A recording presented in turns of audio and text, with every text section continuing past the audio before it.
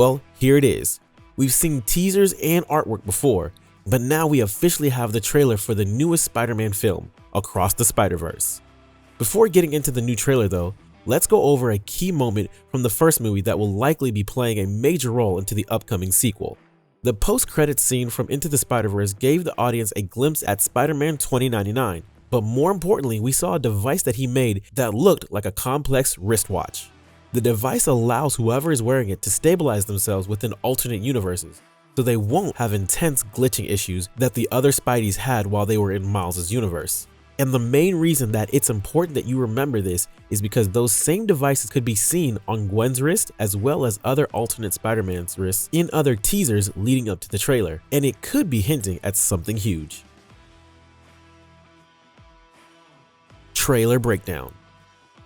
The trailer for Across the Spider-Verse opened up with Miles standing on a New York City rooftop, staring out at the cityscape, and although it's unclear exactly what Miles is going through, you can tell by the look on his face he's feeling a sense of loss, which fits the conversation that Miles' mom started to have with him as soon as he let her know that he could hear her there being quiet. And it seems like the weight of being Spider-Man is beginning to take its toll on young Morales, as his mom points out that it's hard not seeing him being her little boy anymore, implying that he's taken on a lot of responsibility.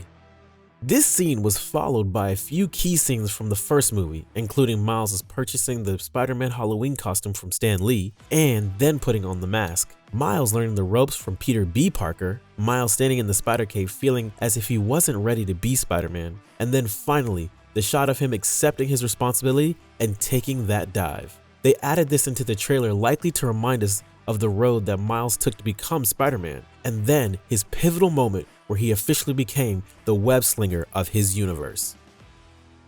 These flashbacks were immediately followed by new footage of Miles as Spider-Man, swinging through the city and using multiple web shots to save a group of pedestrians from a taxi that was barreling toward them, and then after taking a hot dog and paying for it by shooting webbed money onto a man's chest. We get to see Miles' dad in a scene from the first movie saying that he loved him. Now I don't want to go off topic here, but if you know Miles' backstory in the comics, as well as the Spider-Man video game on PS4 and PS5, you'll know that his father Jefferson died in his original origin story.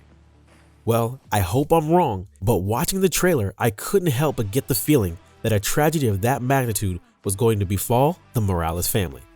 The next shot we saw in the trailer was a familiar look at Miles' room with a few subtle differences that indicate a small time jump between the first and second films. The last time we saw this shot, Miles was laying in his bed in plain clothes, and a portal opened up above him with Gwen standing on the other side beckoning him to come through. Well, this time we see something very similar, except Miles was now shown wearing a number 42 basketball jersey. 42 was a number that showed up repeatedly throughout the first movie and is a reference to Jackie Robinson, the first black Major League Baseball player. Interestingly enough, the late Chadwick Boseman portrayed Jackie Robinson in the movie 42. Floating above Miles' head, you could also see his copy of Amazing Fantasy 15, the original comic in that Spider-Man made his big debut. Gwen's invitation. As a portal appeared above Miles, Gwen could be seen standing on the other side. And along with the changes that we spoke about, you'll notice that she is wearing a pink sweater. Unlike the first time we saw this scene, she was wearing her spider suit. Gwen's appearance in the trailer and return is a big deal because we already knew that Miles was going to be visiting her universe. But now we get to see how he gets there. After accepting Gwen's invitation, Miles and her go soaring through the multiverse through these massive red hexagons that appear to act as direct pathways from one universe to another. Now, while he's in Gwen's world, we've been told that Miles is going to be meeting her father, Captain Stacy, who will be portrayed by Shea Wingham. This is very different from the last time we saw Captain Stacy, which was in The Amazing Spider-Man. Fans of the 2012 movie will remember the heartbreaking moment when the Captain died on the roof of Oscorp. But according to the brief backstory that Gwen gave us in the Spider-Man Into the Spider-Verse, that's not what happened in her universe. Instead, it was her version of Peter Parker that ended up dying. That scene also showed us that her version of Peter had scale-like skin, implying that he was the one who became the Lizard, and not Dr. Connors. This means that Miles will get to have an awkward moment with Captain Stacy, just like Andrew Garfield's version of Peter did. The Spider People. As we mentioned before, after taking Gwen's hand, we get to see the pair fly through the multiverse They end up in what was presumably the hub for all of the different versions of Spider-Man across the multiverse. And as soon as they started panning out from that shot, I started to pause the trailer so that I could examine all of the different versions that they showed. And let me tell you, we could be here for hours talking about each one of them. We of course can't do that, so instead we're going to just breeze through them quickly and then get back to the trailer. But if you would like to see a full video of us breaking down all of the different Spider-Men that we saw in the trailer, let us know in the comments below. Just a quick glance as the camera panned out to reveal all of the Spider People, you might have spotted some familiar faces. There were a couple of Spider Women walking around behind a yellow and black bulletproof Spider-Man just like in the PS4 game, and walking on the same banister was one that was wearing the base suit from the game as well. As the camera continued to pan out, you could see the Civil War suit that Tony Stark gave to Peter Parker in the Civil War comic books, as well as the Bagman version of Spider-Man from when he had to help out the Fantastic Four. Now, there are a bunch more that we could cover, but that would take up the entire video. So for now, let's get back to the trailer. Back to the trailer. Alright, after we finished geeking out over the bombardment of Spideys, we continued the trailer and had another freakout moment when we were reintroduced to Peter B. Parker. Being one of the main characters in the first film and Miles' mentor, it wasn't surprising to see him come back. In fact, we were hoping for it. And when helping Miles made Peter realize that he might want a kid and that he should fix things with MJ, it looks like he did just that. Anyone with a child could spot the baby carrier that Pete had strapped to his chest from a mile away. This was followed by a scene of Miles and Gwen sitting next to each other upside down, which many believe to not only be a reference to the first Spider-Verse movie when Miles was sitting on the building alone, but also a nod to Sam Raimi's Spider-Man in the iconic upside down kiss between MJ and Peter. After that, we got one of my favorite appearances in the trailer. A motorcycle could be seen flying through one of those hexagon portals, and riding on top of it was our first look at this new take of Spider-Woman. Right away, I knew that I loved it, and so far it seems like fans on Reddit are enjoying it as well.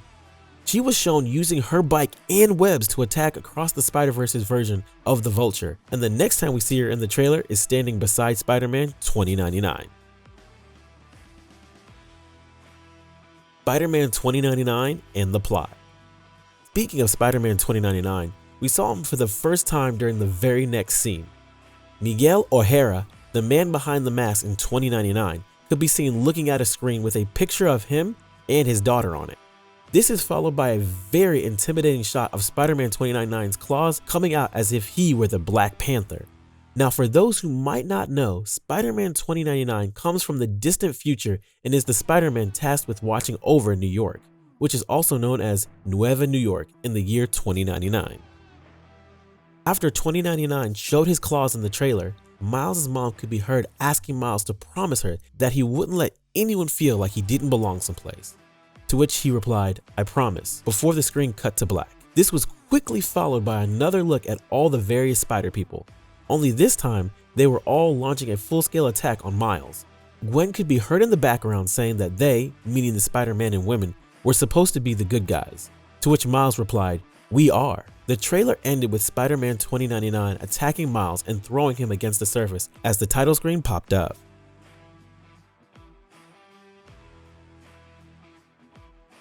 Who is the Spot?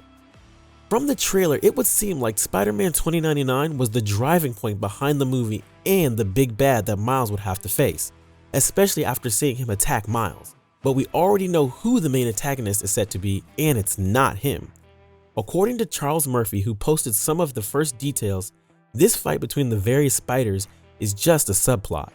Murphy posted some of the first details of the movie, and according to him, Miles and Gwen will encounter a team of Spider People that was put in charge of protecting the multiverse. But at some point, the heroes are going to clash during the film, and due to their difference in ideas of how they should handle the real antagonist, the Spot. Not much is known about how they plan on portraying the Spot, but fans of the Spider-Man comics and the animate series will be excited to see him manipulate interdimensional travel using portals that he creates on his body in this crisp looking animation. What was your favorite part of the new Spider-Man Across the Spider-Verse trailer? Make sure you let us know in the comments below. If you enjoyed today's video, leave a like and subscribe to our channel to ensure you don't miss a single upload.